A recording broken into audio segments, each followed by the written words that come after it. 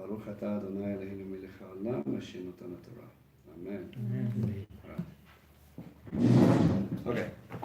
So Ezekiel 33. Right. What can we say? Before we get to that, what did we discuss in 32?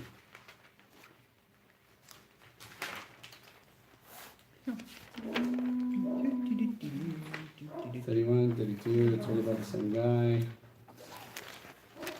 Is it like a mix from Pharaoh and Hasatan? Yeah, right? Yeah.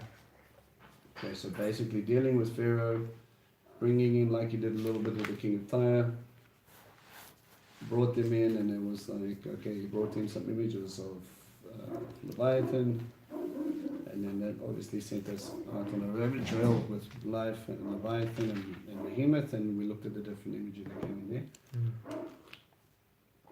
And now we come back to some sort of normalcy.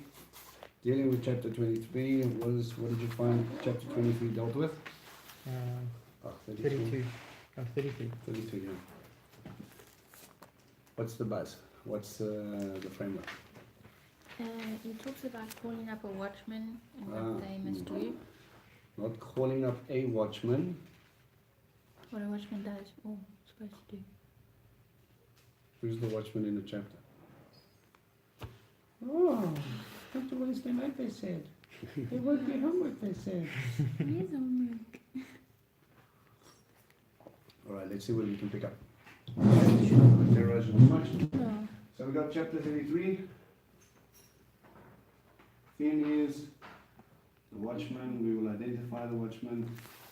You will be able to see what God calls them to do, pun intended, and then we can sort of framework what that's going to do. It's not going to be a extremely complex chapter, but chapter 34 will give us that part.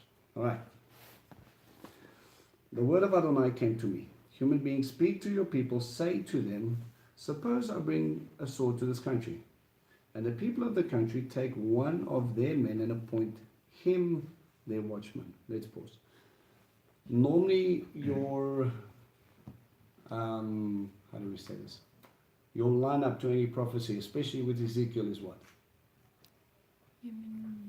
Human being. God spoke to me. It was this date, this month, this year. Oh, yeah. Again, this is the second time we don't see that, okay? So he just comes in and he just randomly says, not specifically according to the timeline to give us something here, but he goes into talking about a theme, all right? So it says, people of that country take of them men and appoint them to watchmen. Now, if upon seeing the sword coming against the country, he blows the shofar, he warns the people, then if the sword comes and takes away someone who heard the sound of the shofar but paid no attention to it, the responsibility for that person's death will be his own. Right, okay, so let's just frame a watchman's job here from what you see. Where would you put a watchman? Physically. On the tower.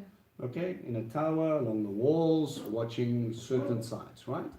Okay, now remember, all of your mounts are where? At the gate, is it? No, all of your cities Right. are sitting on top of a hill. You normally have valleys and that around you. You've got high vantage points. It's difficult for people to come up because they come up to the valleys and then go up into attack. All right, you put your watchmen at key so that you can see all the way around, or you have them watching for a specific site. Normally, you would probably be watching the place or make sure that you have a watchman in the place where there is the shortest or the easiest place of ascent, right? So the small valley, all right? So you want to put him in that place. Normally the destruction comes from this side, okay? With Israel, Jerusalem, where does destruction normally come from? Scripturally, always from the north. Okay, so it always comes down. And when we look at it, Syria came from that side, Babylon came from that side. It was only Egypt that came up from the bottom, okay? But when they went up around Jerusalem, they also conquered from the top. Why? Because Jaffa Gate entry is the smaller valley, okay? So here we put him over there, and he's got a shofar in his hand, and it's his job to warn. Warn who? the people Where? on the outside of the city. Normally, okay? Most of your population lived outside of the city walls. It was only the very wealthy and the affluent who stayed inside the city walls. Okay? Like I said, when you go to Israel today and you look at the cities, right? And you talk about the populations, we know a lot about the city, or we know a lot about the people who stayed in the city. We know very little about the other people who stayed outside. Okay? Purely because the city walls and the preserves and the destruction and the rocks and everything like that will give us some archaeological evidence. On the outside, it's normally agricultural, so they would have just, the thread's gone, dig everything up, clean everything up, plant the fields, and we carry on as normal. What's nice about that is kind of preserve the countryside, so you kind of know exactly how the land would have been flowing in that time. But we know very little about what the people used to do, the common people in that time. Okay? So you would warn the people on the inside, the soldiers and that will come out, or the guys would grab arms and they would be able to take care of it, but the people on the outside should be running in. That's the alliance they have.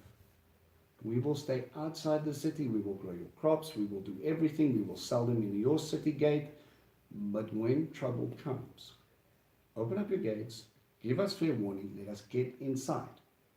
Okay? So now he's saying a watchman is standing up and he's blowing and this guy's just like, yeah, ignore you. Who is responsible for his death? He is. He ignored the warnings. Okay? He heard the shofar but paid no attention, so the responsibility for his death is his own. Whereas if he had paid attention, he would have saved his life. But if a watchman sees the sword coming and does not blow the shofar, so that the people are not warned, and the sword comes and takes any one of them, that one is indeed taken away in his guilt. But I hold the watchman responsible for his death.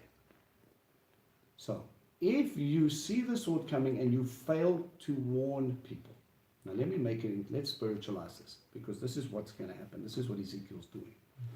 He's not a watchman. Okay? Not by trade. Who is Ezekiel? What is his job? What was his title supposed to be? Priest. He's supposed to be a priest, but he's sitting in Babylon, right? So now he's dealing with this, and now he's got this priest-prophet scenario going on, and he's trying to figure out what's going on, but what is he supposed to be warning the people about? Is he not saying that the people need to be watched? Okay. You watch from sin to return to the Father. Right. So if destruction is coming because you have put yourself outside the camp, and we're saying you better make teshuvah, you better come back, you better get inside, and you ignore it, it's your problem. But if he sees destruction coming and fails to warn his brothers, God holds him accountable. But then who's the what? Watch. Likewise, you, human being, I have appointed you as a watchman for the house of Israel. Ezekiel is the watchman. So he's saying, don't shut your mouth. Ezekiel, don't be quiet. I need you to continue to warn the people. For what? I'm in Babylon. They have to go back after 70 years. They have to return from their sin to go back. They have to. And also we will find out something very interesting in a little bit. Therefore, when you hear the word from my mouth, warn them for me. When I tell the wicked person, you will certainly die, and you fail to speak and warn the wicked person to leave his way, then that wicked person will die guilty, and I will hold you responsible for his death. All right, let's pause there for a second. Give me a Yeshua parallel here. Is it not when he was talking to the Pharisees when they were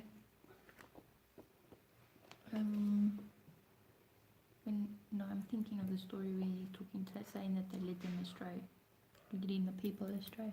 Mm-hmm. It's the lost sheep and the lost shepherd. Never mind. Mm-hmm. Who is your brother? Everyone. Who is your neighbor? Everyone. So what does Yeshua use as a nice parable? Was it the Samaritan? Yeah. Oh, Okay. yes. He uses the parable of the Samaritan as a Samaritan. Mm. No one likes Samaritans. Right? And there's no one. It says, come, who acted like his brother? Who had compassion on him? Who looked after him? Who took care of him? Now, let's think about this story from a quick, very practical point of view. You know the story I'm referring to, yes? I don't need to go there, all right? So he goes over there and he sees people going up to Jerusalem, right? What are you doing going up to Jerusalem? For a feast? All right, okay? So then if you come in, what does God require from us if we go up to a feast? Do we need to be clean or unclean? Clean? Clean. So if I touch a guy who's full of blood and gunk and whatever else is going on, is that going to render me clean or unclean? Unclean. Unclean. Right. So my focus is so much on God, I forget compassion on man. Sometimes God wants you to deal with that before you are right in your heart to be able to come up to Him. Don't just be so focused on the outward physicality of your spiritual walk. If your heart is not there, we've got a problem. Okay? So he's saying the responsibility, and especially here for a prophet, for someone who is a priest, for someone who is out there announcing what's going on, he says, I'm holding Ezekiel accountable. Now, can we take that and we can apply that to our lives? Yes, to a point. Some people find themselves with this calling of being watchmen. We don't really find any such spiritual calling in a sense. It's not one of the, you don't see that in the spiritual gifts, but you've got people that want to call out warnings, make sure everybody's in line. People that want to get people in line and say, look, this could be a problem, guys, wake up, this could be a problem, this could be a problem, can we check things, right? And it's God sitting out there, putting these guys out there so that we can at least warn brothers when things are going a little bit astray. The problem is, if we refuse to listen, and in many cases, He uses the office of prophets to do this job. Okay, but now what happens if they refuse to listen? You've warned and warned and warned and warned and they still refuse to listen. And How the blood is is on there. The Ezekiel? blood is on there. And the blood is on their head. So, He's like, I'm not holding you accountable, you did your job.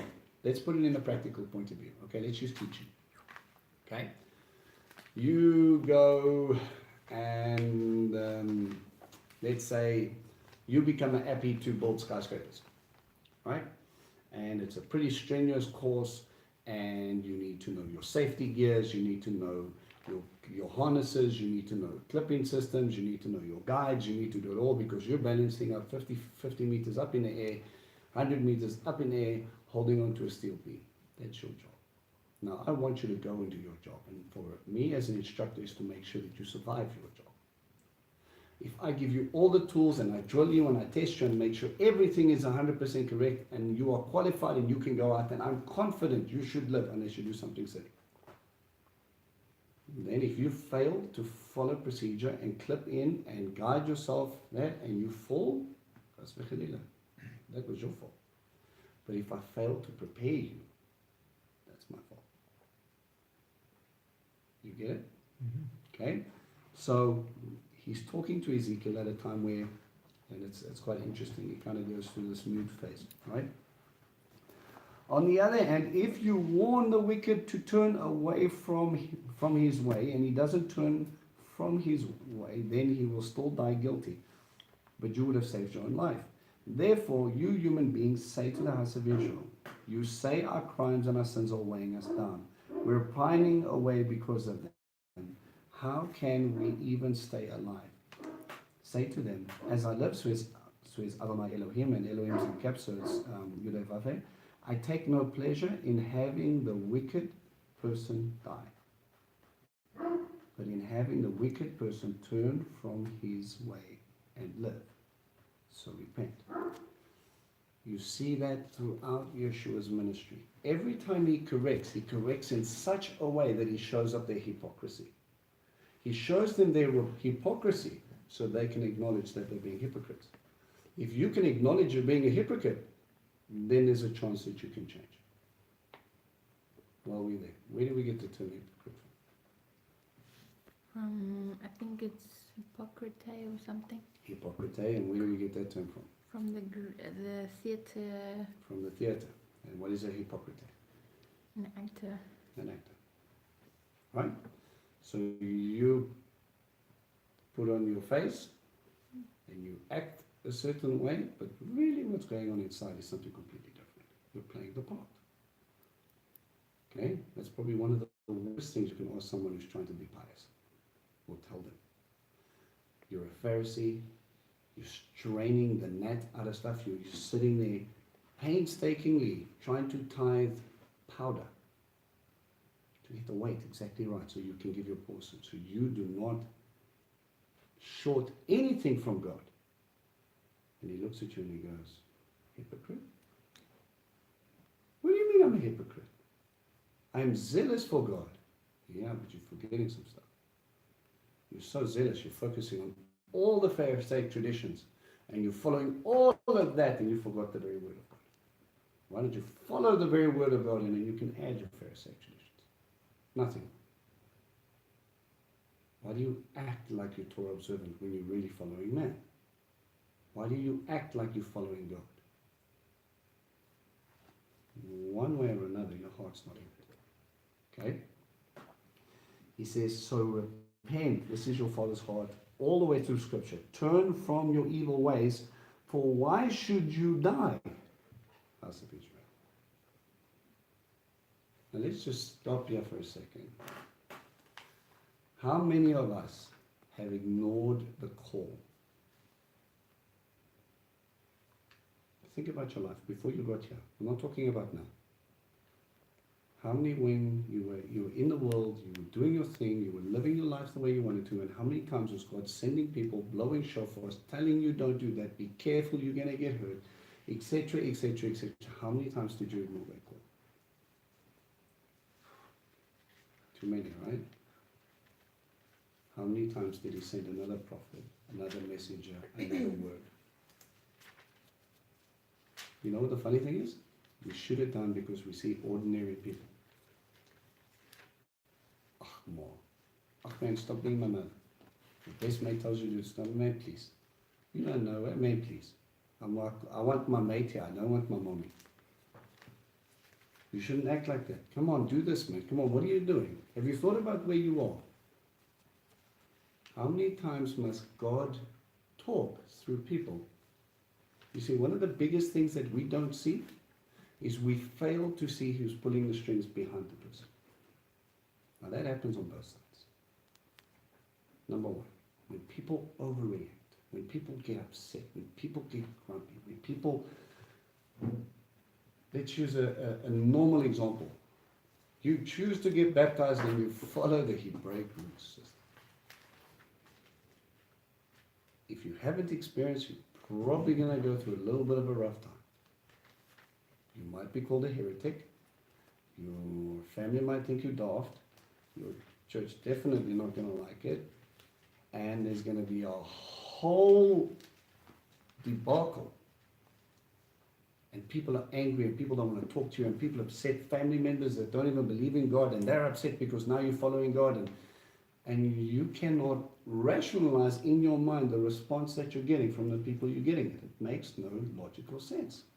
And it's not about emotion.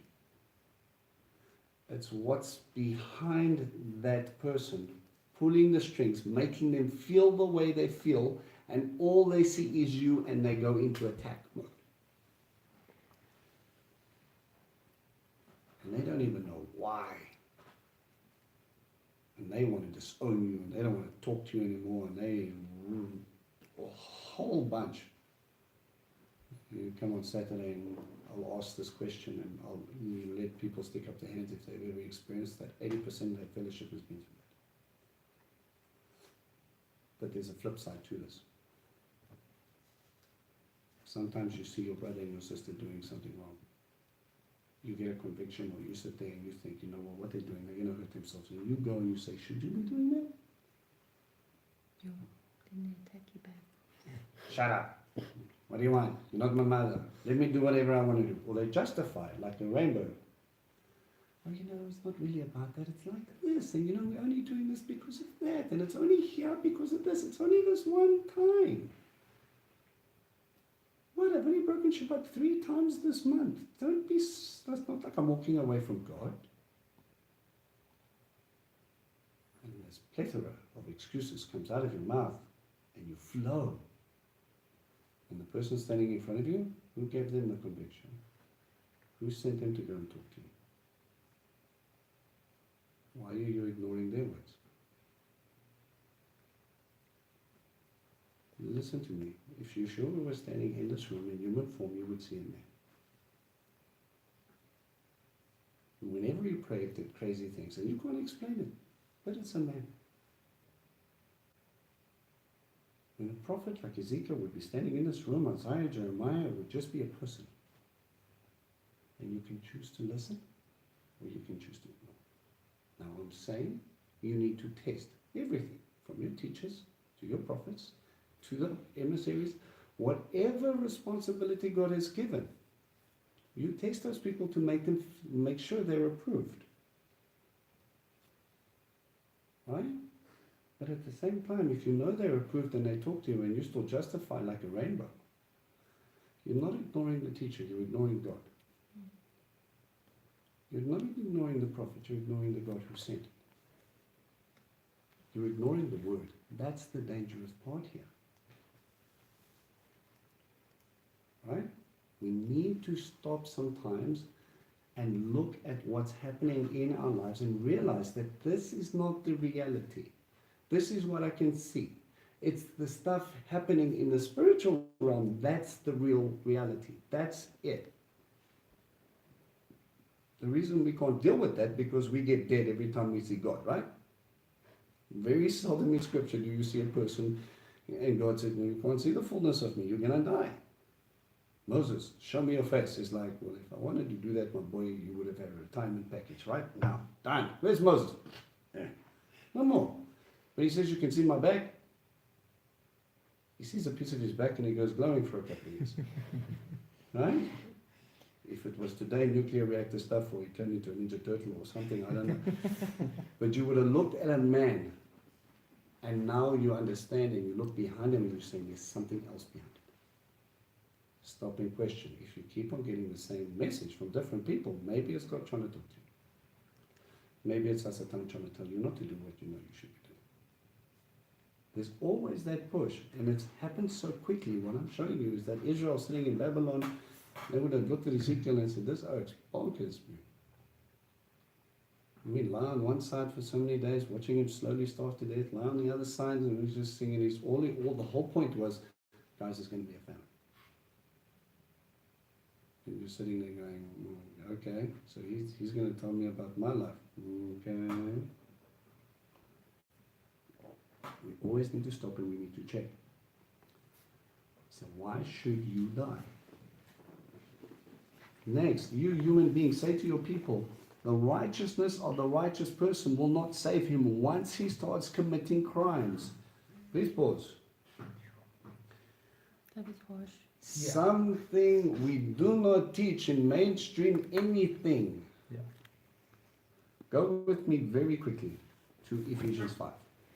Now we're doing Ephesians on Saturday? Go to Ephesians 5.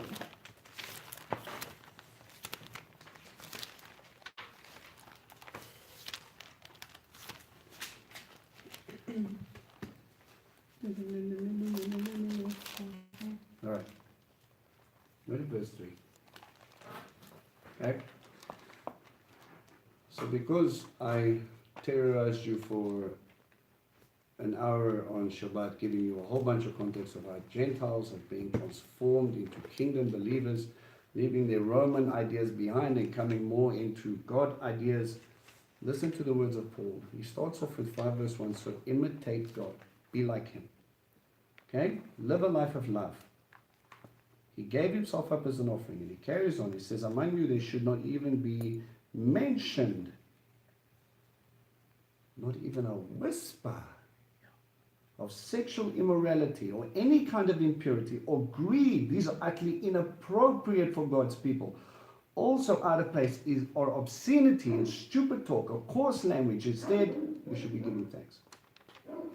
For of this you can be sure, listen carefully, every sexual immoral, impure or greedy person, that is every idol worshipper. Now you see the link? You're chasing something other than God. Now that could be money, that could be fame, that could be power, that could be TV games. That could be fashion. That could be TV. That is, every idol worshipper has no share in the kingdom of Messiah and of God. Let no one deceive you with empty talk. Now, something that we don't often discuss. Once saved, always saved. I say, is that what you heard Paul say? If you're saved, act like it. If you don't act like it and you act like the world, he's saying, well, you don't belong to me.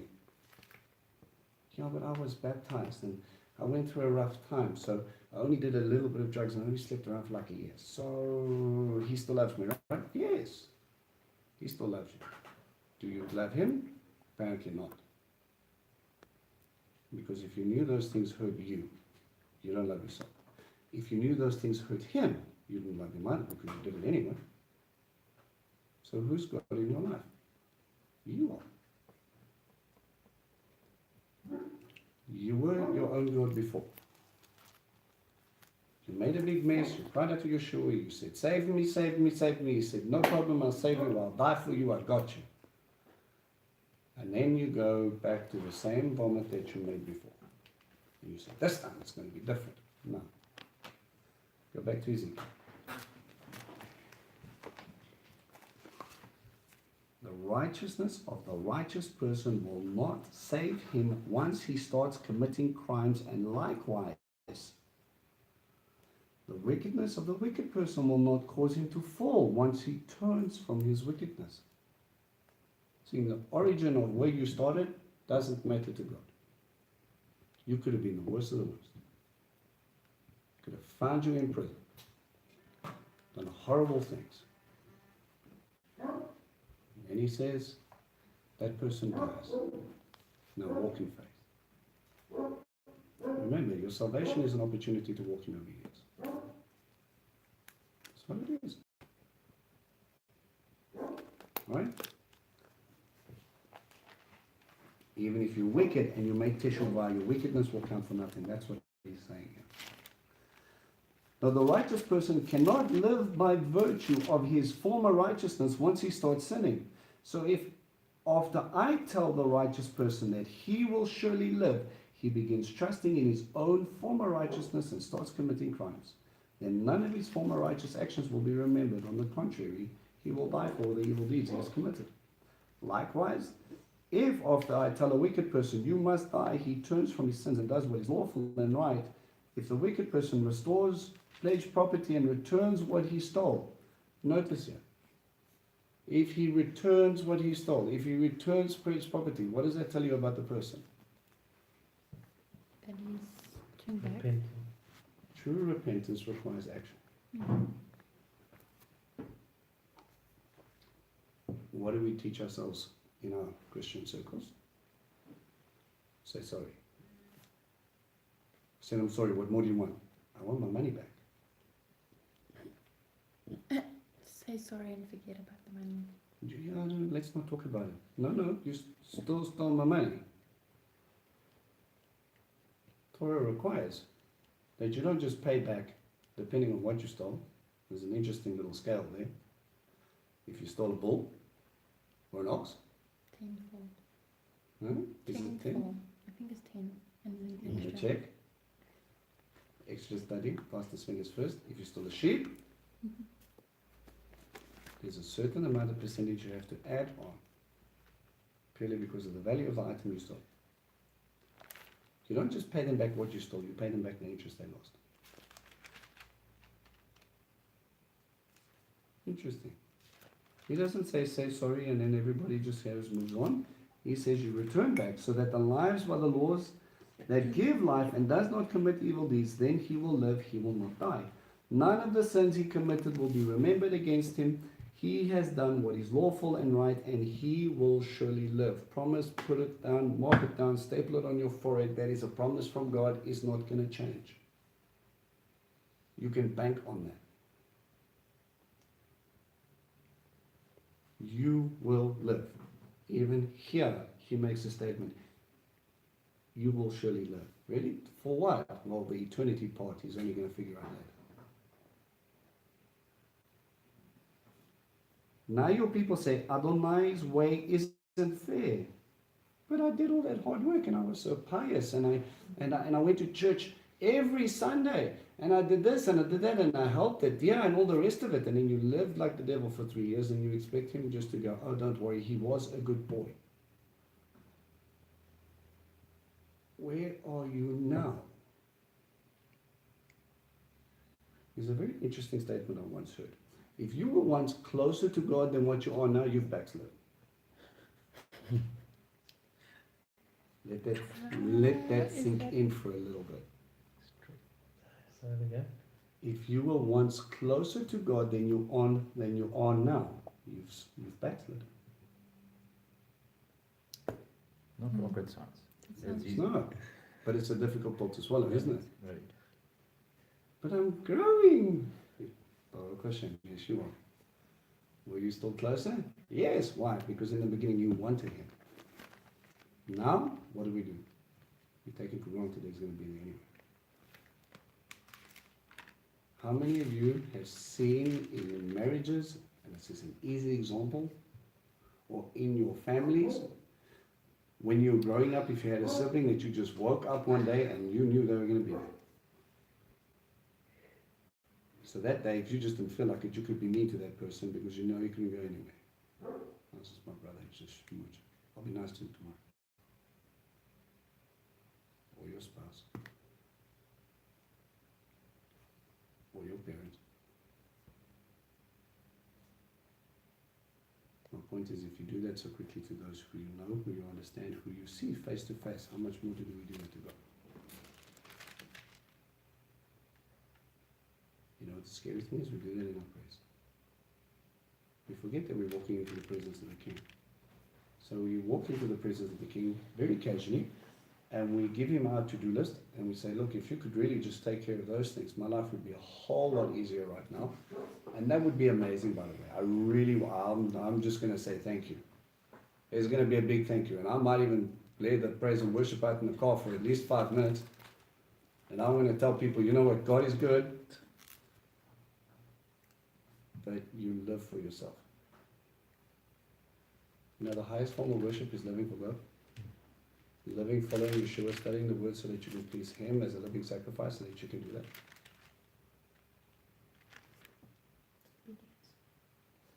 It's mimicking.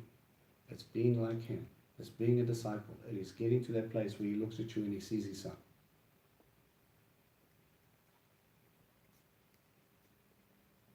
We cannot take that stuff for granted. It's a gift. Being in covenant is a gift. Having Shabbat is a gift. Being married is a gift. Having family is a gift. It's something that you get to unwrap every day. Your relationship with God is something you can unwrap every day. We're all guilty of this. If you don't look at your spouse and wake up in the morning and go, this is a blessing I get to keep the whole day, I'm not going to give it back. Or your kids, even though they drive you nuts. Or your family. You know how many people would give their left arm to have what you have? How many wealthy people would give all their wealth just to have a child of their own? How many people out there are lonely and long for what you have? But our main focus is how comfortable we can be physically, which makes us very apathetic spiritually.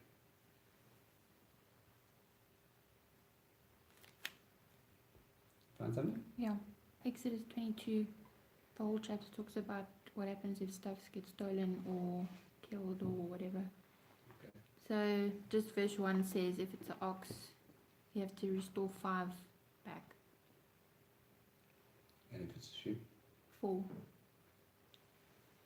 because if you don't have an ox, you can't plow. If you can't plow, you don't need.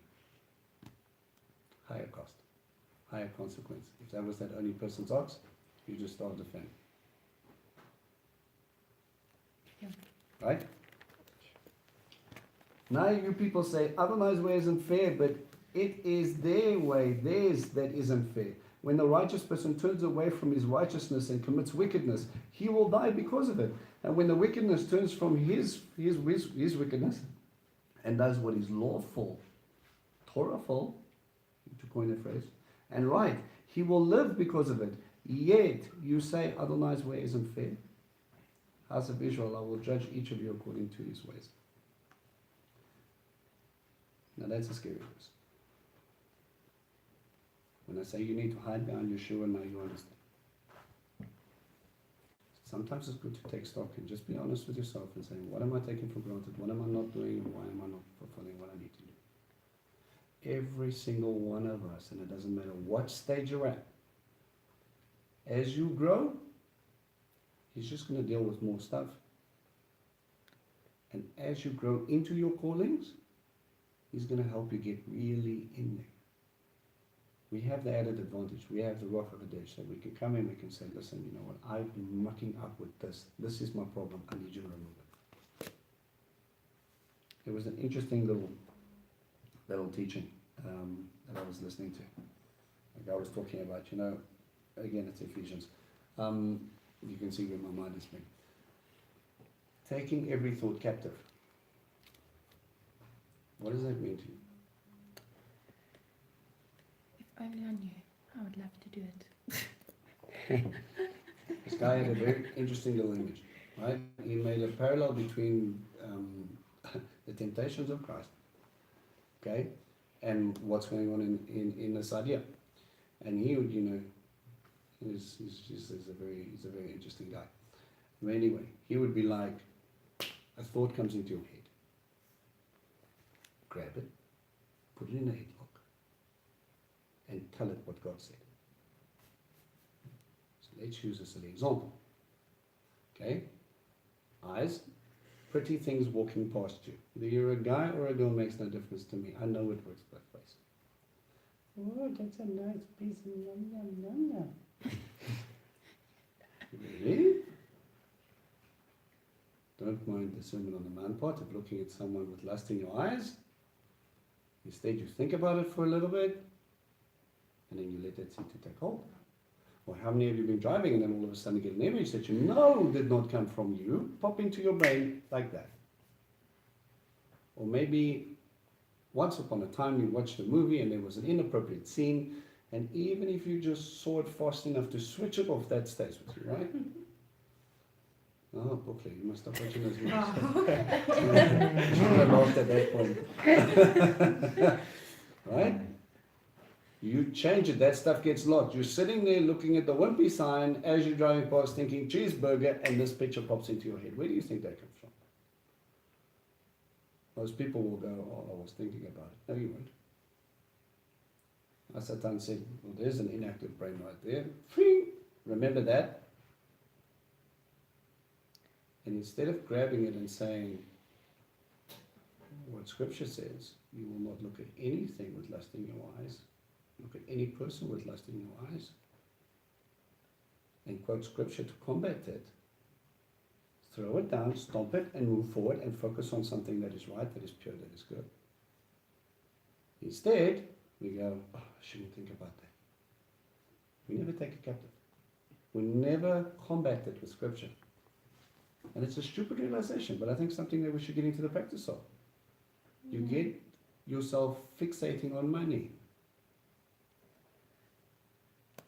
Will you live by bread alone? And we need to be able to get into the Word a little bit more so that we can come up and we can take whatever Satan says, even when he takes Scripture out of context, and to be able to come back with our own Scripture. I don't know how you're going to get through this. Get away from me, Satan. God said, do not fear, for I am with you. And if he's with me, who can stand against me? What you allow to sink into your mind, take it, squeeze it, hit back. So it's actually bringing it into submission of a higher truth or the truth. What are you focusing on? You're focusing on, is his words true? Is what I'm seeing with my eyes true? Or is this the reality? I need to get my head and my mind around the point it says, renew your mind continually. Yeah. To the point where this is what matters. If God said he is with me, does it matter what the economists say? Oh, you know, it's really tough out there. Yeah. God made it rain manna in a desert. I think he's got this. Yeah. And Mm. also an empty, sorry, it's just the stuff that I've been going through. It's an empty mind is also very dangerous, because if you're not thinking upon his word 24/7, like literally 24/7. If you get into this habit of focusing on that, and if something comes in and you can bring it in alignment with your word, that's going to help you focus on his word. Yeah. Okay? So it's just something that we need to focus on. Okay? All right. So that sets up sort of like framework verses 1 to 21 deals with watchmen, right? Oh, to 20. 21 kind of shifts gears. Okay? And then it starts talking about being mute. In the 12th year of the exile, on the 5th day of the 10th month. Do you guys have any other translation there? Same. Same. Same. 12th year, 5th day, 10th month. Mm-hmm. Okay. Sometimes, according to some of the older texts, have a slightly different time frame. Still puts us within a month or two of the same thing. Okay. So just for your notes, right, or for your mindset, sometimes they'll pull it back from Septuagint references. Sometimes they will say, but we have this one that says that and this one that says that. If you really want to go into it, you can go look at why they believe it is. Most of the time, it's a yud. It's two or three letters that change. Okay, so like a yud, and then maybe the scribe's pen pulled a little bit, and now it looks like instead of a ya, it looks like a da. Changes the Hebrew word. Okay, so we've got one or two of those little interesting discrepancies. A fugitive from Jerusalem came to me with the news, the city has been struck. Did you guys look up the time frame more or less when this happened? Okay. This should be this. The city fell in 586. Yeah. This is happening in 585. Okay, so Jerusalem has fallen. Ezekiel's sitting in Babylon. I wonder how they're doing. He gets a word. A fugitive from Jerusalem came with the news. The city has been struck. It happens around the time, because of the dates, around about the time 7 months after Jerusalem's destruction, he gets the news that there's a siege. Jerusalem's been hit. Okay, so it's past. He's only catching up now. Now the hand of Adonai had been on me that evening before the fugitive arrived. He had opened my mouth prior to his coming to me that in the morning. So my mouth was open and I was no longer mute. Okay, rewind. When was he mute? This is a mute prophet. That's kind of defeating the point. I think when Okay, that's like a prophet who goes and sits on a mountain by himself. it was one of in the beginning when God said to him, "You're not going to speak, but you're going to act it out and write All it right, out." you've got, mark this down, chapter 3, verse 26. And chapter 24, verse 27. God promised him for a time he's going to be mute. You're not going to be able to intercede. You're not going to be able to talk until judgment has passed. Judgment has passed, his mouth is opened on that day. Even though it should have happened once the temple had been destroyed in 586, it's only when he gets the news of the temple being destroyed. Interesting. So God waits for him to get full realization. My mouth's open. So when the fugitive comes, the guy who's been running for his life, who ends up in Babylon, comes up and he goes, Ezekiel, what's happened? When? 7 months ago. It's been a really long walk. Got stuck in a couple of cities along the way. I'm here now. That's the day God chooses to open up his mouth. Okay? Before, he probably wouldn't have been understood it because the guy wouldn't have been there. Then the word of Adonai came to me, human being. Those living in the desolate parts of the land of Israel are saying, Avram was only one and he inherited the land, but we are many. So how much more is the land given to us to inherit? What's the problem with that statement? Why did God allow Jerusalem to be destroyed? Because of their sin. Right. So the people who are still living there but ran off to the caves and that are still living in there and saying, yes, Abraham was only one and we're sons of Abraham, so we will definitely get this land.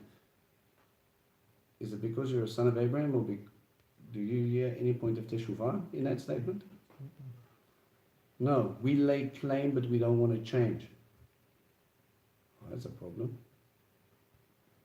You want to worship foreign gods in the land of Israel and think that the destruction is going to reverse? If he destroyed his temple because they weren't listening, and you're living in a cave, think that you're going to get inheritance then? Without teshuvah, we've got problems. Therefore tell them that what Adonai Elohim, the Lord Yehovah, says, you can eat flesh with... Mark these down. Right, let me do this. Let's take crimes for me there. Eating meat with blood. Okay, so I'm going to put that under unclean. Okay? Meat with blood. Okay? Nice kosher kids. Right. Where else is that a big no-no? New Testament. Or was it when Paul said these four? Acts 15. Acts 15. When he gives a letter to the Gentiles, he says, you will not eat anything strangled. You want to go there? What are the four things? What are the three things? Sexual immorality. I think it's one of them. Man sees Bible page turn. Man trusts I'm when we read. going, Why? I'm Because going, when I'm Vincent going, doesn't I'm read Bible, Vincent gets it wrong. Exodus 15. Acts 15. Acts 15. Sorry. Go back to You know what I Exodus. meant. Yes. So if we're gonna just as a side note, yeah, Acts okay. 15. Yeah, it's verse 19 and 20. Okay, give me the four things. Abstain from idols, Idolatry, sexual immorality, sexual immorality, things strangled, being strangled. and blood. Right. Things strangled. Where did we see that before? There's a little side note that gives you a remez to link it to. Leviticus 3, verse You want to look at 17. Leviticus 3? I've got Bereshith 9 verse 4. Go and look at that. Let's test your study skills.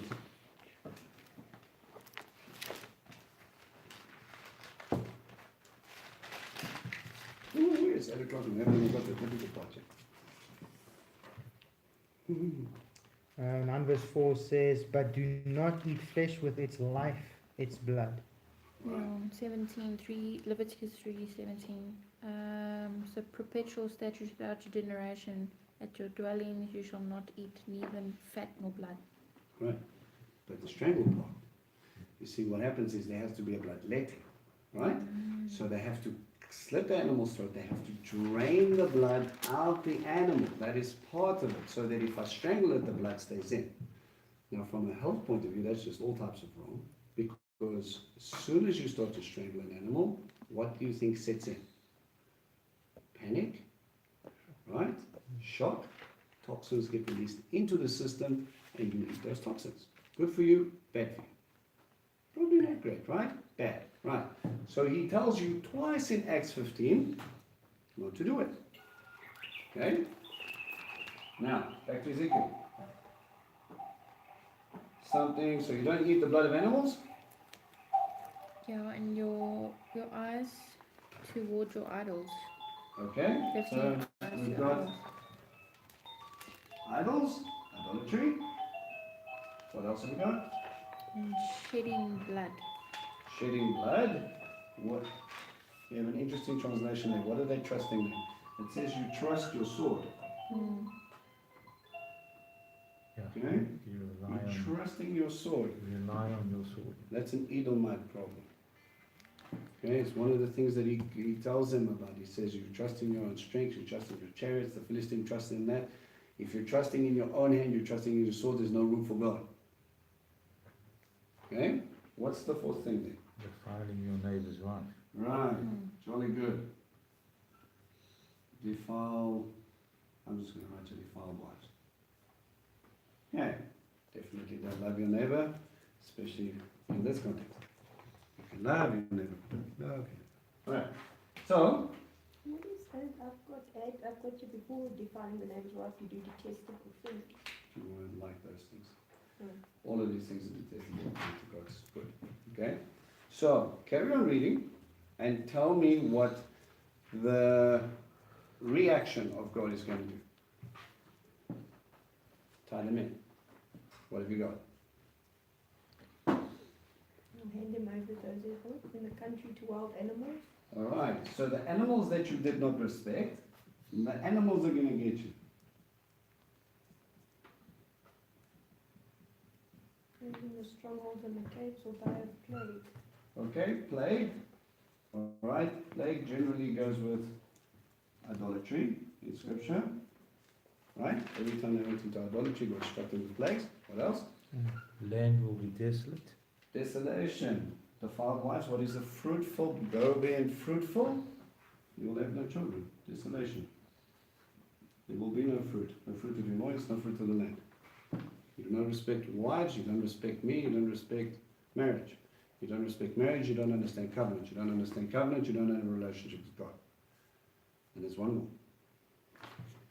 Well, the first one says, those who are in the ruins shall fall by the sword. Right. So you trust the sword is going to kill you.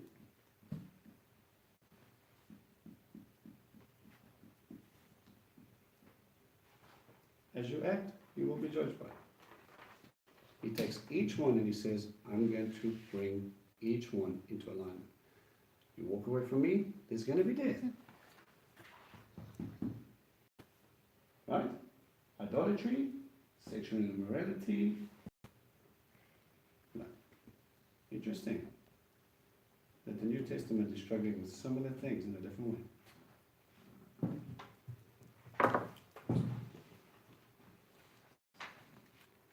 Alright?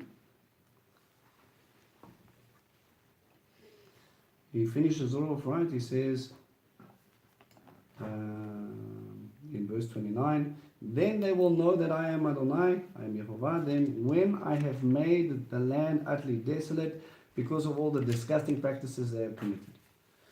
Now you human being, your people are gathering and talking about by the walls and in the doorways of their houses, city gates, doorways of your houses, what should be there?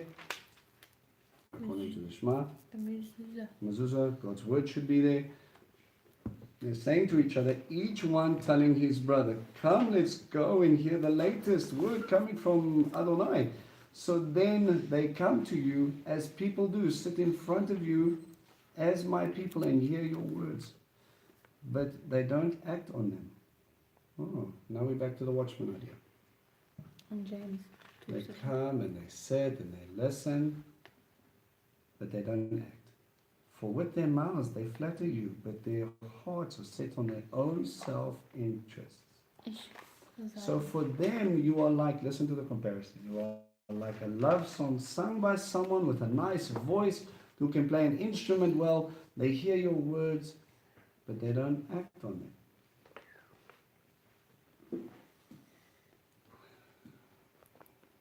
Shall I, if I could borrow a phrase from Steve Irwin, rest in peace. Danger, danger, danger. Really? You listen to a teacher, but you don't take the advice. You want counsel, you want to be taught, but you refuse to act on it. Teach us the ways of Adonai. This is the way. Well, that's nice. You know, you teach so well. Thank you very much. But you don't change. What's the point of me teaching?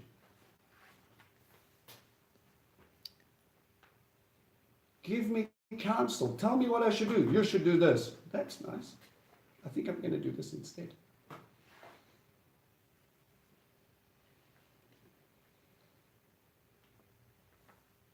Give me the word. Here's the word. You're really, really close to God, hey? and you go and you do your own thing. There has never been more a time as now where people sit and they want to hear what they want to hear instead of acting on what God has said. I pity you. I love you very much, but I pity you.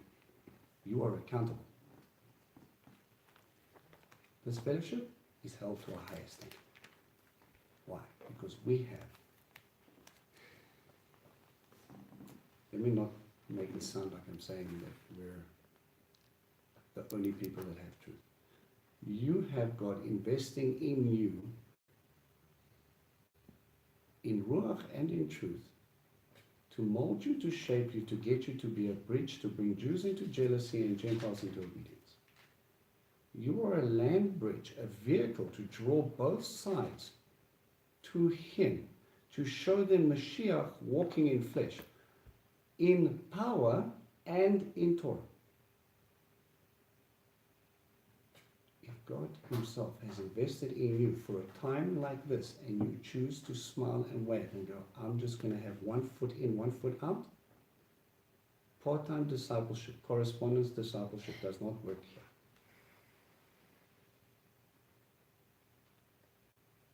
It's about you wanting to please your God as He has given all of this to you. He's saying, here's a pool. If you drink of this water, things are going to change. Things are going to be ruffled. Things are going to be exciting. It's going to be one massive roller coaster ride, but I'm going to change you for my glory so people will see me. Do you want in? Beware the cost of discipleship, because if you say yes and you drink of it, there is a responsibility of action that's supposed to come with it. And if you know of other people that have said yes and they're not living up into that, beat them with love. Why should they die?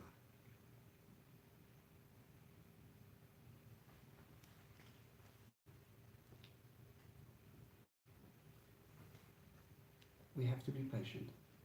We have to give people space to grow. But we have to learn. We have to be accountable. He's sitting in Babylon. His job, his whole life, what was ordained. If Israel did not muck up, he would be sitting in temple helping people deal with God. Where is he now?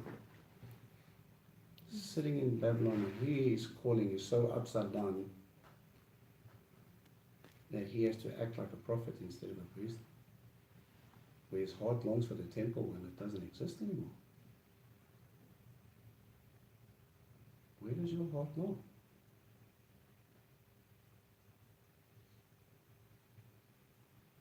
Is it for comfort in this life, or is it for his life and what's coming?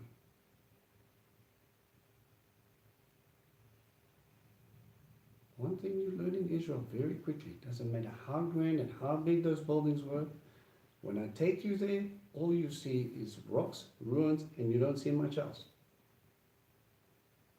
A temple that was so big that it was the biggest in the world. What do we have? Nothing. We have rocks on the floor.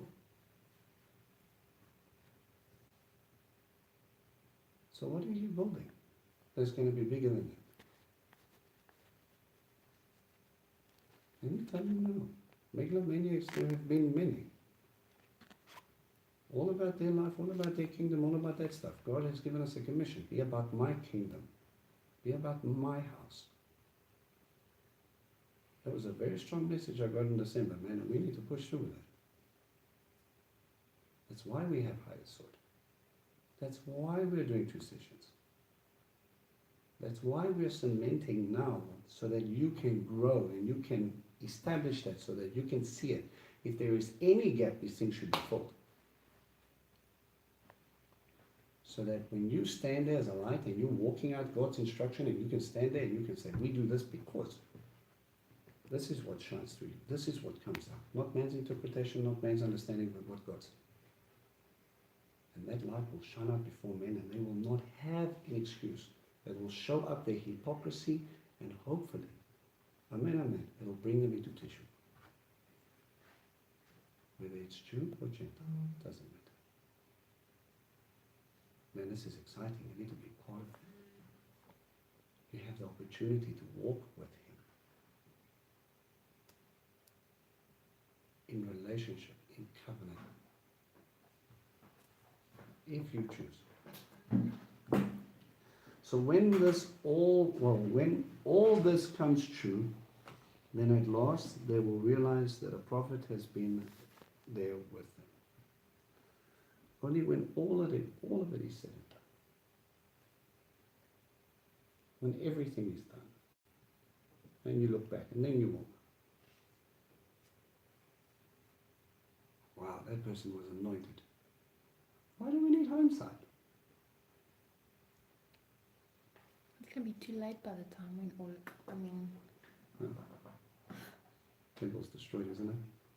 Is it not already too late? yes, but I'm looking at Ezekiel. to come. Absolutely. Right after this, we've got other watchmen. We've got other people that are out there. We've got Daniel reading Jeremiah. We've got these people sitting over there in Babylon going, it's time to go back. We've got a story to establish. Why? Because if I don't get you back, if I don't give you a temple, I don't have Mashiach. This isn't about you. This is about God's agenda. Think about that for a second. If Mashiach is coming back, He's coming back for His people. He's coming back to redeem creation. What's He going to find?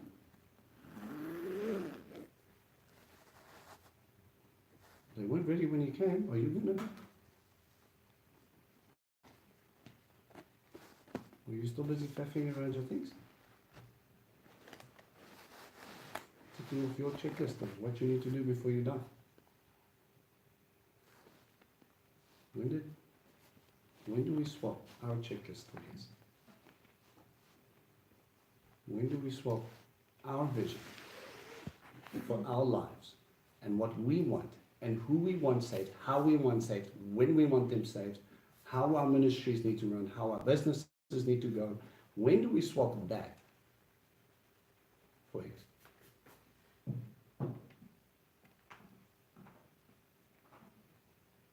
Everything you have is to build His kingdom, not our own.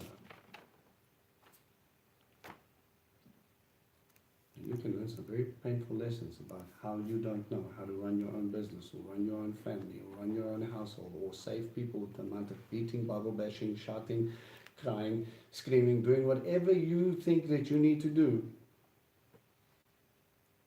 It's not us, it's Him. It's an amazing thing to see when God switches on a light bulb in someone's life. And if you've been doing this long enough, you will realize, well, that was cool, I didn't do it.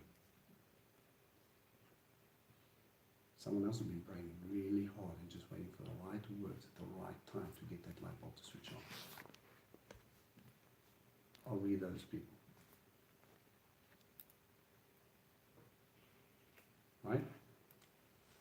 Do you guys want to start going into 34? Let's call it past that. Or do you want to run home and think about this and, curl yourself into a little ball? Everything's going to be alright. It's going to be just fine. I'll take your absence of any sort of resolution as, please, Vince, carry on. This is amazing. All right. Chapter 34 deals with shepherds. Okay. Now we're going to get into some interesting topics, so maybe it'll give you guys some time to study this up a little bit. The word of Adonai, the word of Yehovah came to me, human being, prophesy against the shepherds of Israel. Okay, shepherds being a euphemism in Israel for who? The actual shepherds or the teachers? The people leading the people? Normally the monarchy, actually. Okay, the monarchy or the leaders that are going up. So you're looking at the high-ranking officials here. You're looking at the Sanhedrin, you're looking at the kings, you're looking at, and I understand in the timeline that we're dealing with Zedekiah, these guys that from Hezekiah, it was a Daniel slide, Manasseh, and you've got moments of light, and then it's just darkness, and the guy who left there, he left without eyes, because all he was what he saw and what he declared. He went up against God. He went up against Jeremiah. He went up against Isaiah's prophecies, and he just said, no, this is the way it's going to be. And God showed him otherwise. because he didn't listen, other people died. It was a Pharaoh moment. Pharaoh could have saved his nation, he could have saved his son, he chose not to. He chose to ignore the warnings, he chose to ignore the prophet, he chose to ignore the shofar blowing in his ears. Not once, not twice, 9 times warning, 10 times, I'm going to save your child from you. Please understand, the last plague is not only God saying, I'm holding you accountable for what you did in that river, but I'm saving your son from becoming like you.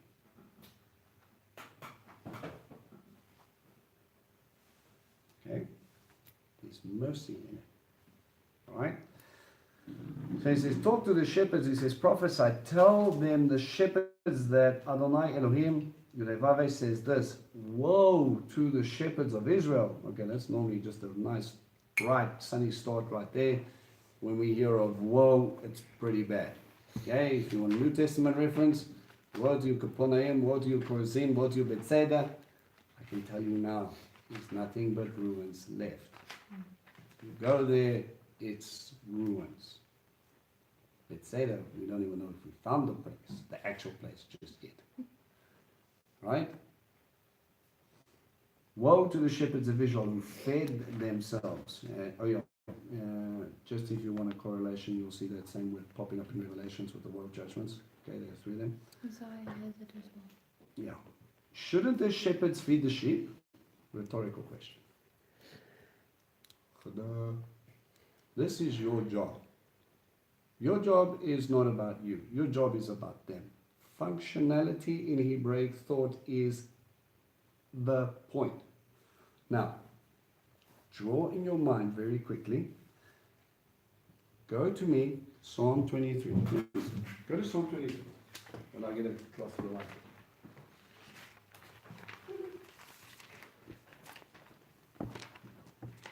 Right.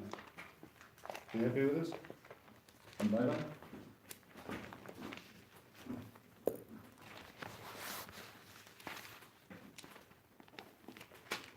Alright. Now let's just quickly develop what is Psalm 23? How would you define a good shepherd? Let's just knock down some characteristics there. Read the psalm and tell me what the psalm says. The psalmist is saying this is a good shepherd. And of course we all know that this is about Hashem. Right? So how does he fit into our functionality? Well, he leads you Okay, so it's about leading. Lead you where? to still waters. Alright, so he's already giving you water. I'm going to put him back into here still, because while we're there, what's the difference between still and rushing water for a sheep? Life and death. Okay? Or how? If it's Okay, I'm not talking about white water wrappers that you're going to go sheepy, go drinking that little water. because the beard, the coat gets heavy Okay, and the then it neck, drags the wool around the neck. that. Yes. Okay? So that as before it comes to this, yeah, you know what I'm talking about. When we Shearing. Yeah, shearing. Thank you. I'm like defleecing. No, that's not good. So as we come to, before we get to shearing season, it's normally quite heavy. All right. So now if you've got then, and in many cases in Oasis, like in Oasis and Engedi, we've got waterfalls. All right. And you will learn quickly that the closer you stand to the waterfall, the more wet you get in all other places except your feet. But you're not standing in the water. Now you're crowding around and you bring your sheep into that region, and all of a sudden maybe the water splashing up starts to get real wet and heavy here. Okay? If they're not used to the weight, it pulls the head down. 7-minute baptism. Sheep no longer breathe. You've got 100 sheep. How are you going to check? I'll take him to like still A drone. You're going to be sitting over there pulling back with leads. How are you going to make sure that you don't get them? And the only safe way to do it is you take them to a place with still water. Right? If I can go into a well, I can pull up and I can pour it into a trough. And the trough itself, the way it's designed, will be able to give only a few sheep at a time at it, but they will lift their head up. There's no splashing water coming in from underneath. Okay? So this is very important in the survival of your flock. Okay, what else do we have? Green pastures.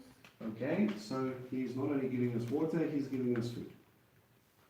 Alright? Protector. Define for me green pasture. It's tufts. It's not green lush. It's little. Right. Okay? Ah, lovely expression we coined on tour. I take the guys into the desert. Okay? Now if you go there now, this time of year, March, okay, they've just had their winter rains, you're driving, and you go, I wonder when I'm going to get into the desert. You've been in the desert for the past 45 minutes. Green grass. That tall. All the way through. And you go, what do you mean we're in the desert, Vince? And you go onto a sighting, you can actually see underneath that you've got so many tufts of grass, but it's only there for a couple of weeks. Right? That's a really good time for the sheep. But that's not what he's talking about here. He's talking about consistent food, right? So when you go into the wilderness, what you will see is along the hills, you will actually see now Israeli desert, although there are 7 different types, 7 different words. You get rocky, you don't really get sandy like Namibia, okay? Just picture rocky mountain outcrops, okay? As you go in there, you don't actually see the grass. What you see is sort of like lines cut into the sand. It almost looks like they're eating rocks. Okay? And when you go on closer inspection, as you see those lines, those are actually sheep lines. So the shepherd will split his flock up behind him and he will give them a different elevation and they will all follow each other and they will eat in according to that section and that's what gives you that nice groove. Alright? But it's literally walk 2 steps and there's a little tuft of grass about the size of my hand. And then there's nothing around it. And you will walk 2 or 3 steps and there's another tuft.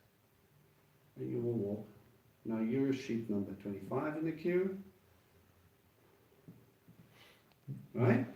So whatever you get, you need to know as a shepherd that there's enough for each sheep in each line to be able to go through to be able to get a mouthful. And within maybe every 20 meters. Okay? So when you're going off out there, they're eating mouthful at a time. Is the sheep looking up, looking for the grass? No. Sheep's heads are normally down. What they do is they follow according to hearing. Right? And you will see the shepherds even today. They will either be sitting on a donkey if it's a patriarchal guy, he's the man, and his children are normally running around. Most of the time you'll see them on their feet. Okay? And you'll see them walking through dried up riverbeds or along the cliff faces, and then they will go ahead of the flock, calling to them, whistling, tapping on any rock or whatever, and they will hear the sound of the shepherd and they know they've associated him from small with food. With him there's food, there's water. I know his voice. And they don't look up, they listen for him and they just eat and they move from tuft to tuft to tuft to tuft to tuft. They don't use your eyes, they don't look up at the hill and go, there's nothing there. That's what we do. Right? What they do is they go, Abba, are you still here? Yep, sheepy. And then they grab a mouthful at a time. Now what that teaches you is that he's not going to give you, not all the time, he might not give you the lottery. Why? Because the lottery might be the worst thing for you. You won't rely on your shepherd's voice because you've got enough grass around you. You don't have to follow him anywhere anymore.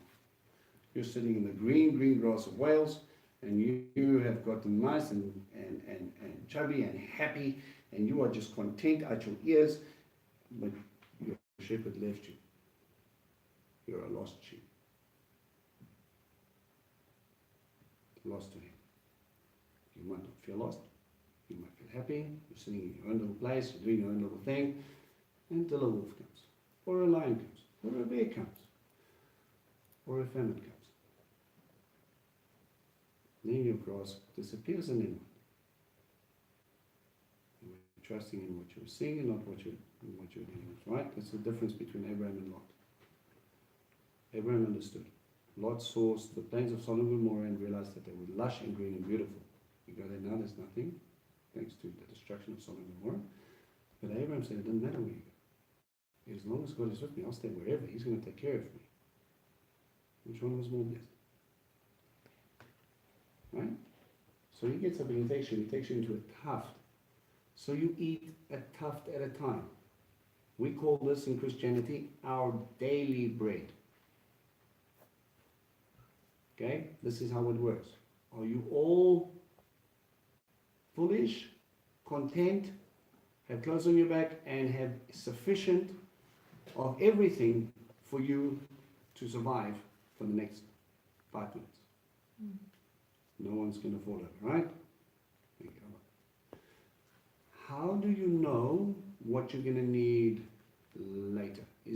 Can you plan for the road home? Sitting here, can you do anything? No?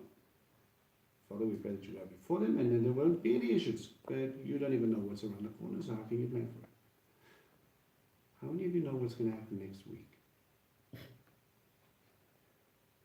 No. So you're forced to rely on, if you choose to, one mouthful at a time. Your daily allotment for your manna. There will be enough for tomorrow. Yeshua said, don't worry about tomorrow, for today's problems are enough for today. He says, let's deal with today, and then you can stress about tomorrow when you actually get there. Then when you get there tomorrow, you realize, oh, I thought I was going to worry about that. And then it wasn't a problem at all. Because he's already gone ahead of you, you see. The shepherd's already gone ahead of you. He's already preparing for you. He knows where he needs to get you for water, food, and enclose you in a pen at night before he can release you, and he's already planned for the next day's journey. What's your job as a sheep? Keep your ears up and your mouth nibbling. Okay? Don't starve yourself to make a point. Eat your daily bread so that you can survive one tuft at a time. Don't get ahead of yourself. Don't worry about what's going to happen next month. You haven't seen it yet. He has. Right? That coming from a business owner, it's not easy, but you learn. You learn quickly. Otherwise, you end up in a special ward. All right? So this is what he's giving you. He's giving us water. He's giving us food. What else do you see there? Protection. Okay. So he protects. What else? Comforter. Okay. Comforts. Anointing. No fear. Oh, no fear because you Comfort. trust in him, right? Okay. He anoints your head. All right. He anoints us. Why would he anoint us? What's the anointing the sheep is about? Oh, I dedicate the sheepy to you. Isn't it like when the shepherd at night or when they come into the pen, he like massages their head Why would and he cleans massage their head? them to help them sleep better? I don't know. Help them sleep. You know how he comforts them? Sings to them. Why do you think David was such a good musician? Sheep are skittish animals. You lull them to sleep. Sometimes sheep get headache. Really weird. And they would take some oil and they would actually massage it into the head to help them calm down. The gross part of being a shepherd is you get to clean out their noses, their ears, their eyes. You remember flies and all other awesome things. And they don't like that, so they won't settle down. If one sheep doesn't settle down, the whole bunch doesn't settle down. So I clean them, I check them, I've counted them to the gate, I put myself there. Okay, the sheep pen in those times was, depending on how you looked at it, just a couple of bricks high, a wall, and an open door. The shepherd's job was to sit there. It's very big, like a little crop. And I would be able to get my 10 or 20 sheepies in there, and I would sit at the door. If a lion or a wolf wanted an easy snack, they would have to come through me first. And you have a lot of hours on, you know, you'll be walking the whole day, you're tired, sheepies are settled down, you'll walk, and you play music. You might sing, you might do whatever, you do it as you do it. God used that to get David ready so that he could lull what was a sheep turned into some sort of billy goat, King Saul, into a place of comfort. But he left the shepherd eventually, he didn't have anybody to do it for him anymore, right? So he would anoint him, he would massage him, he would take care of them. Where do you see anybody massaging the shepherd's feet? He's been walking for 8 hours. Where's the shepherd's food? Where's the shepherd's water? Do we hear about any of that coming from that song? Is there anything else you want to squeeze from that? I just like the fact that he says that I prepare a table for you. Alright, let's talk about that. What does it say? I prepare a table for you? In the face. Yeah. In it? In the face of my enemies. Okay, literally in the presence of my enemies. Now, what does that mean? Okay, from a gentle perspective, I'm going to eat like and you're going to watch me eat like. Mm-hmm. From a Hebraic perspective, you're going to create peace between me and my enemies. No one sits down at the table unless we're going to covenant in relationship. You're going to restore relationships. God is about restoration. If he lifts you up, it's to give him glory. If they choose destruction, he mourns. Why would you mock them? Look, my servant's eating, you're not. That's not your God. That's man. Blessed are the peacemakers. Blessed are the people who make peace. If your enemies hurt you and curse you and all that, what did Yeshua do when he was dying on a tree? Forgive them, Father. You pray for them. He prepares a table in the presence of my enemies. What did David do with Saul? He had opportunity to kill him.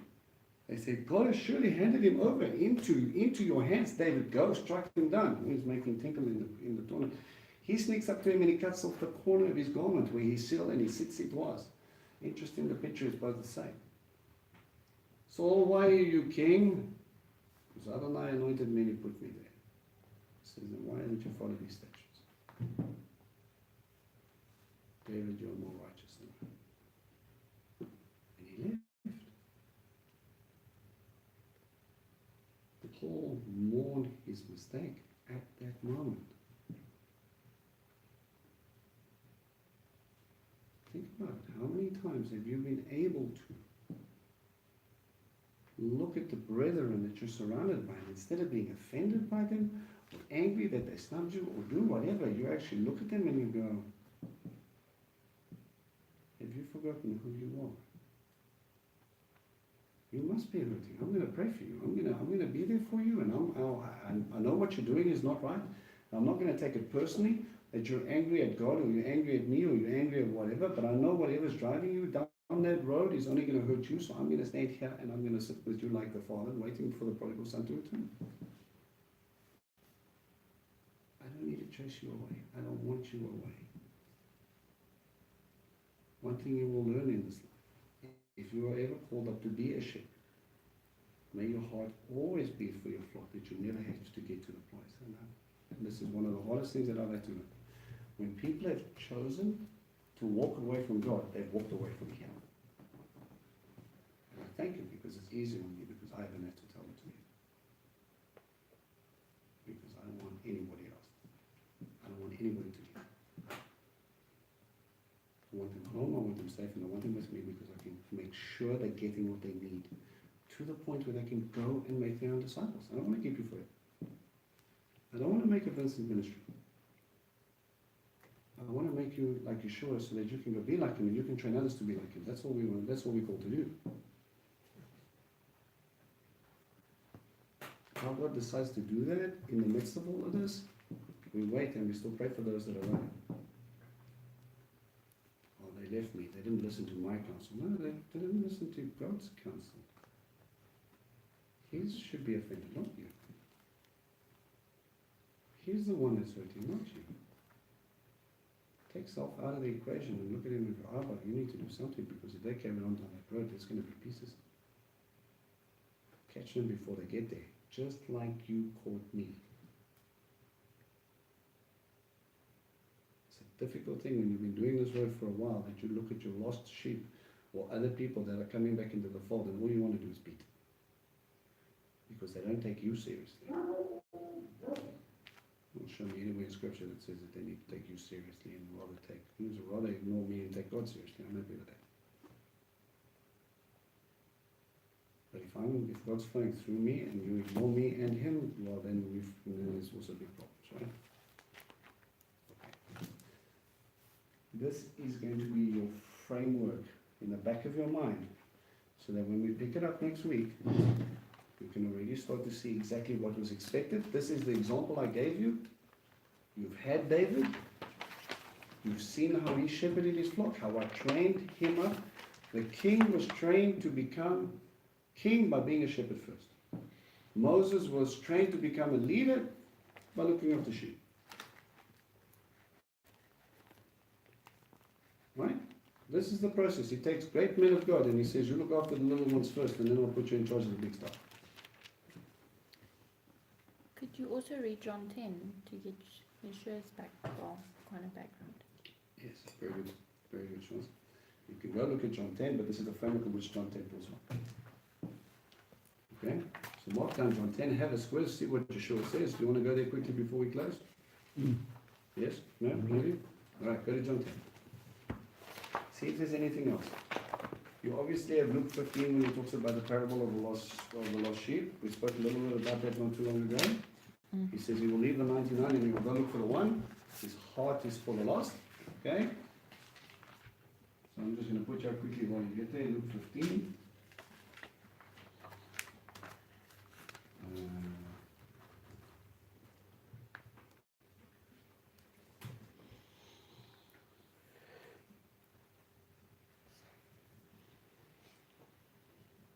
He looks for the lost.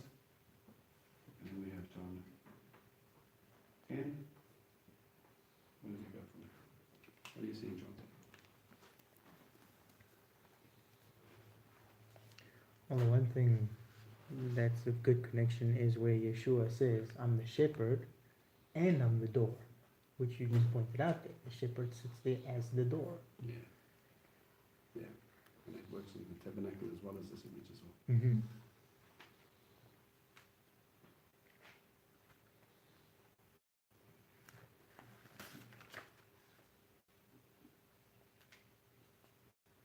Well, it's verse 10, the thief does not come except to steal and to kill and to destroy, but I have come that they may have life and that they may have it more abundantly. So the life would be the food and the water. You understand him a little better now? Yes. Anyone who doesn't come through, anything that comes through the door belongs to me, but anybody who comes in any other way is a thief. Right? Anybody who jumps the fence, you want to get in there, you want to be a wolf and go bad, but actually, you know, lovely fluffy coat you have, but your teeth are rather big. Lovely eyes you have, how well you see in the dark. None of my other sheep can do that. Right? And just that the sheep know who the true shepherd is. Right. By Because the they voice. yeah. Let me leave you with a story from the show. Right? You recognize the shepherd's voice. That's obviously important because of the association. There was a South African woman that was called over to go and farm. Okay, so Israel is getting Israelis up and running, so they pull from people all over. They pulled a couple of South African guys over there. They gave them land and they said, look, we need you to teach us how to do this. So I want you to start your own farms and we will fund you and we'll give you citizenship and all the rest of it. I actually met a guy like this. A woman that's been there for 20 years. You know, speaks Hebrew fluently now and says, you know, they give me a pension, I've got my ID card, I've got my driver's license. He says, what do you call me? I'm not a South African. You know, I'm Israeli. Me too, one day. Hopefully without even when the war's in the middle. But he came in, and then we were talking to another rabbi, lovely guy. He's got a little shop there, American brothers, two twin brothers. One teaches and one shares. Whatever they learn, like in the shop, you can go there and say, close the door, tell me about the kingdom of heaven, and then he'll just, okay. And he'll rattle off, but not Messianic, but Jewish boys. Lovely American guys, and he told us a story. He said there was a South African farmer, and he says he was sitting over there, and then he had Arabs come over, and they stole his entire flock in the night.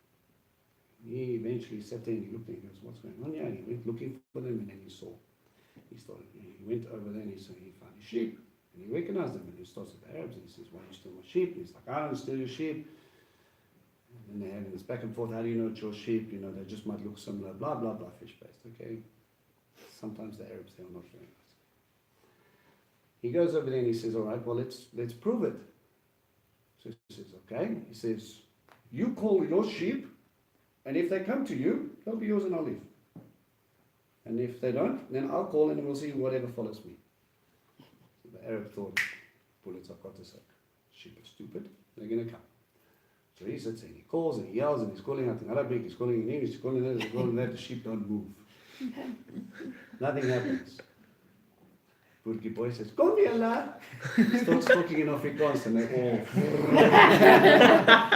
they all leave. And Smiley wave and he took his clock back.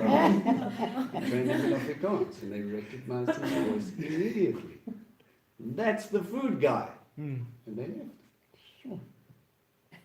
Arab not happy, farmer. Prove my point. You need to get to the point where you can recognize his voice. Take it from a brother who's been doing this a while. It's difficult. Why? Because it's soft. Okay? The small, still voice of God. Sometimes, and again, I've had the blessing of hearing it audibly outside and come up from inside. Okay?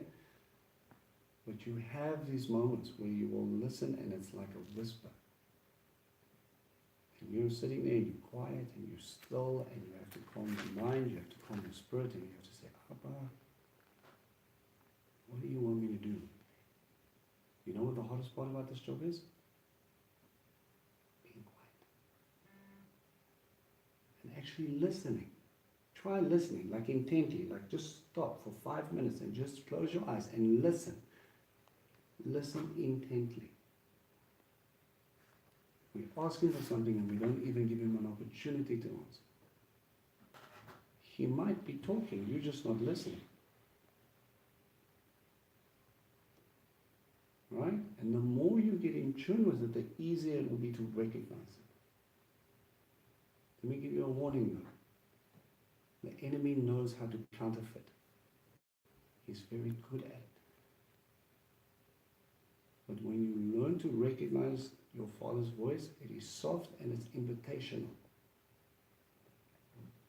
The enemy, very hard and very accusory. Do this. My experience, how will we be like?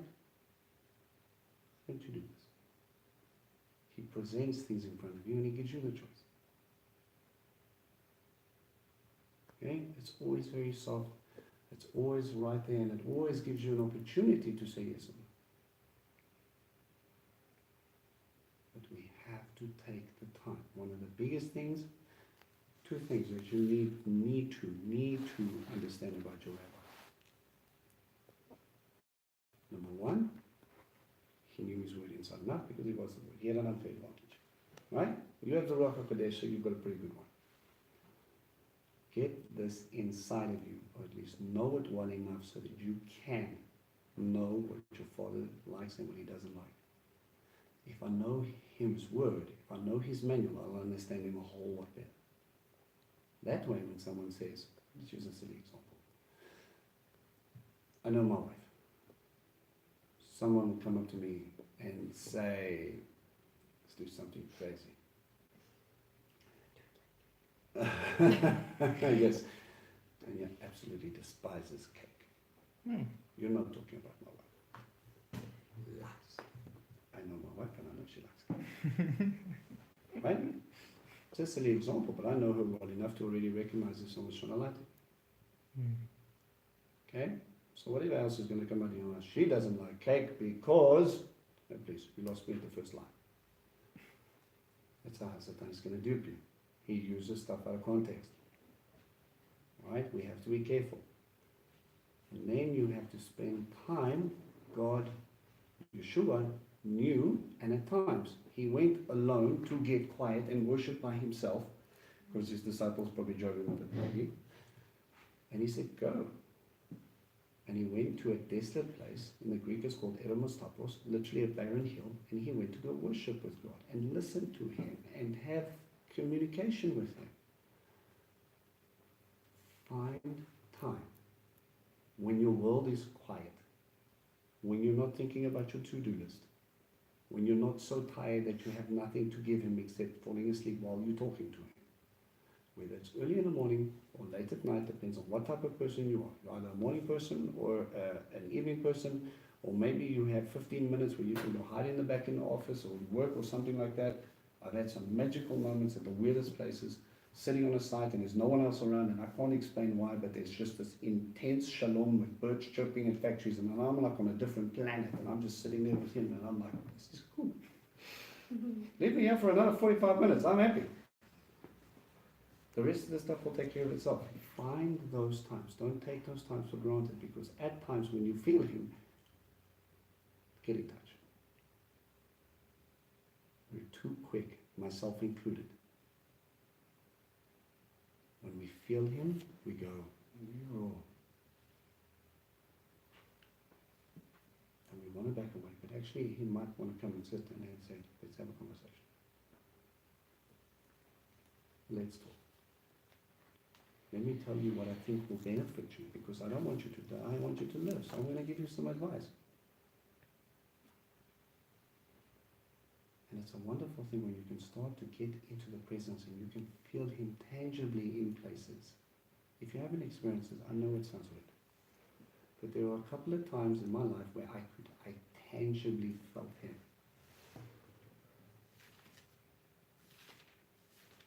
Learn, listen, study, get into it.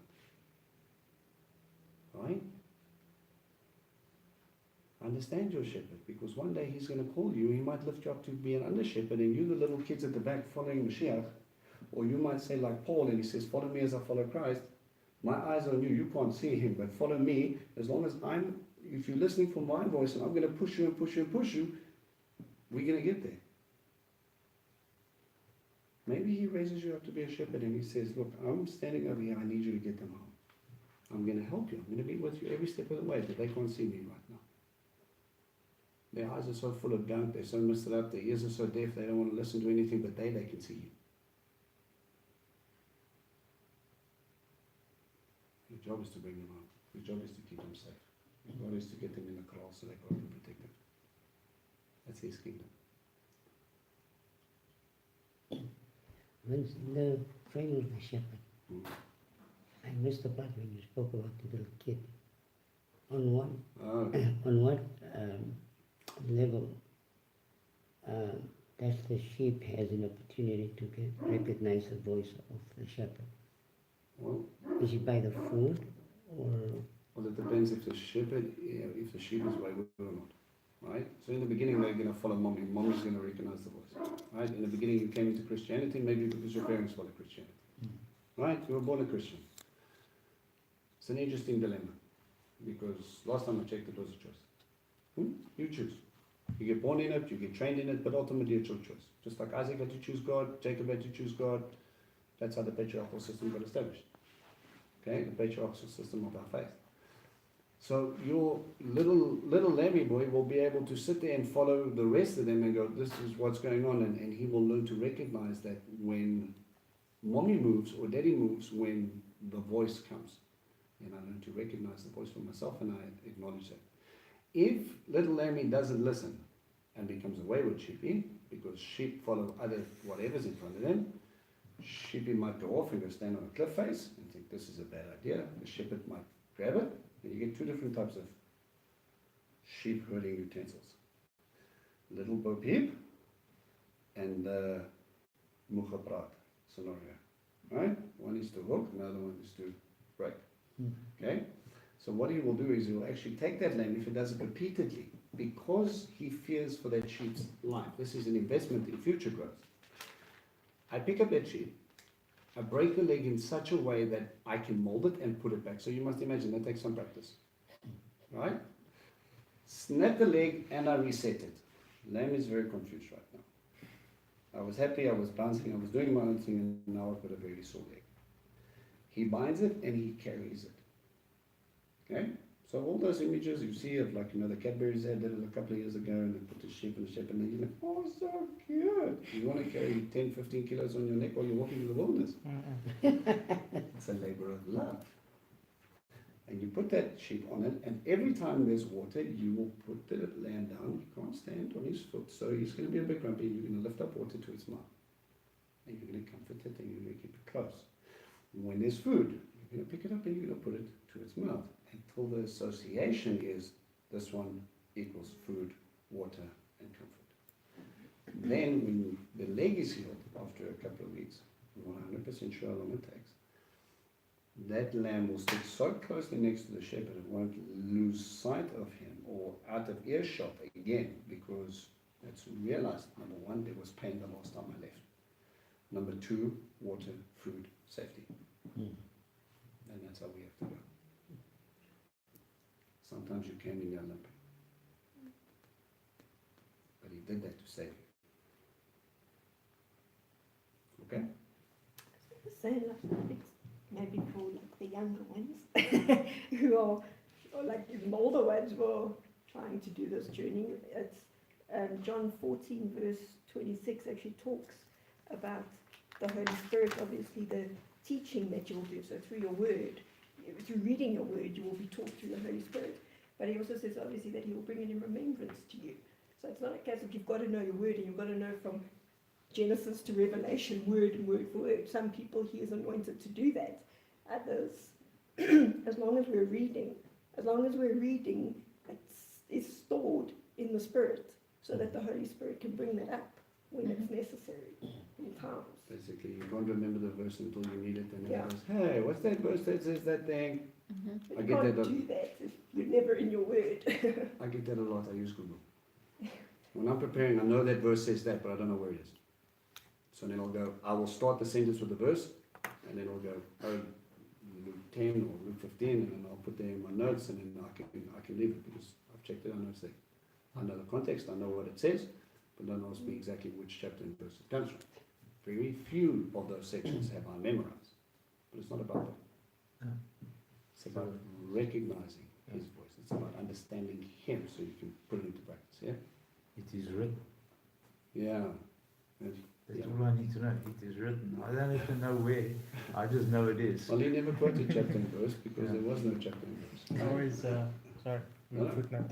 I always say it's so unfair when I try to share with somebody and, he wants to know exactly the chapter and verse, but nobody ever asked Paul. Paul was just like, it's written, and you have to know that it's written because he said so, but for me, you ask me every single time. I don't think I wanted to ask Paul. Yeah. It's like, what do you mean? It's parasha number 47. What's a parasha? Let me recite it for you. Yeah. He memorized the entire Torah before he was 12, right? That was his entrance exam to get to Galilee. Mhm. That was another level of discipleship. All right. All happy? Mhm. Everybody going to cry, rock themselves to sleep tonight. This is for live stream people too. Yay for you. Let's pray.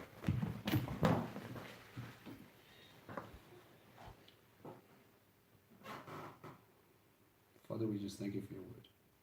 Father, we just thank you that you continue to humble us, Lord Father, and you teach us and you show up our hypocrisy at times, not to condemn us, Father, but to give us an opportunity to make teshuvah.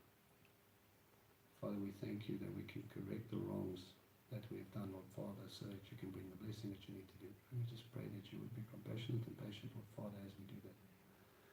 Father, I pray that you would just help us, Lord Father, get ourselves all in line, Lord Father, wherever you need us to be. We are all falling short some way. Father, we just pray that you would help us get in line, Father, 110%, Lord Father, so that they may look at you and look at us, Lord Father, and we may give an accurate reflection, not a dim one, of who you are and what you've called us to do and how you call us to walk. Father, I thank you that as you have put your name on us, Lord Father, that you've entrusted us with your Ruach HaKodesh, Father, that you would continue to shine through us, that you would invest in us, Lord Father, and whoever's listening to this teaching, I pray that you would just continue to deal, Lord Father, deep inside each and everyone's heart, Lord Father, to be able to bring them into your fold, bring them home, Father, so that they may be safe, they may be comforted, they may be fed, they may be full, and they may know your voice before it's too late. And we thank you for these blessings, Lord. In Yeshua's name we pray. Amen. Amen.